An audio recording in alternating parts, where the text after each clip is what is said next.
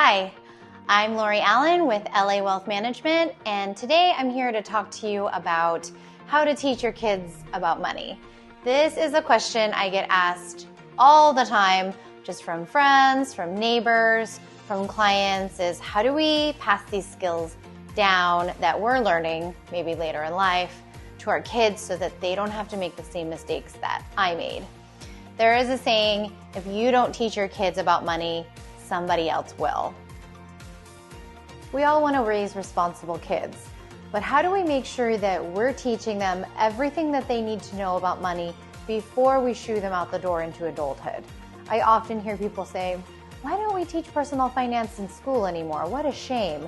If you ask me, if we're waiting until high school, it's too late.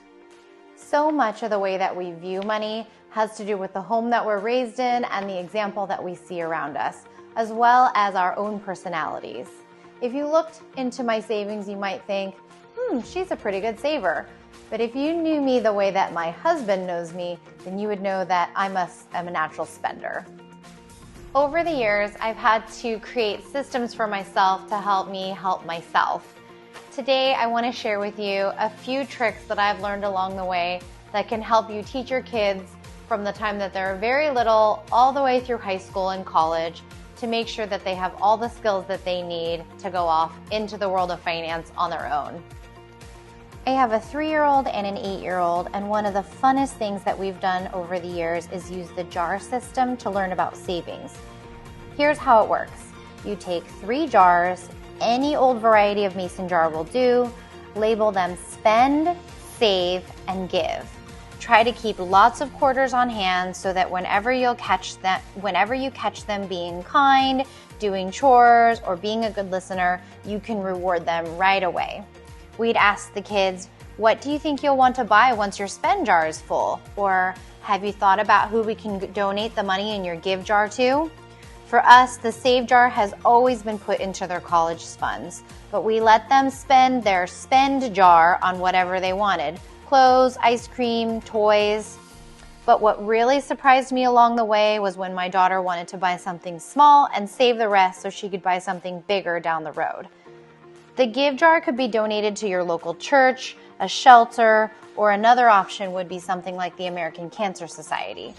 We've always made a habit of buying groceries and physically donating them to our local food bank. The primary goal at this age is to make saving fun and real. My 8-year-old outgrew the jar method a few years ago, so we've switched to an app. Plus, it's not very convenient to carry quarters around with you everywhere you go. So not only does she have to keep track of her debit card, but she also gets to see how much she's collected in her spend, save, and give category real time. Another thing that we've started to do at this age is help her figure out ways that she can earn money on her own, whether it be a summertime lemonade stand or doing extra chores around the house. My primary goal is to help make a connection between hard work and reward. A few other things that are encouraged during this age are showing them how their college account works. How much are you contributing? How does the money grow? How much of the money in the college account is their savings? We also encourage you to have open dialogue with your kids around money. Make sure that they understand that no question is a dumb question. What are we supposed to be teaching our pesky teenagers? Now, full disclosure, I don't have any teenagers myself yet, but I do have 7 teenage nieces and nephews, and there's a few things I've learned along the way from them. Teenagers are mini adults, and it's the right time now to begin talking to them about the dangers of borrowing money and how credit cards work.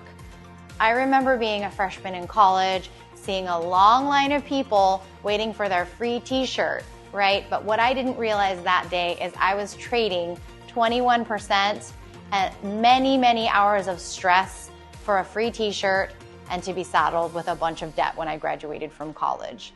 All of that because my parents didn't take the time to talk to me about debt and warn me about how credit cards work.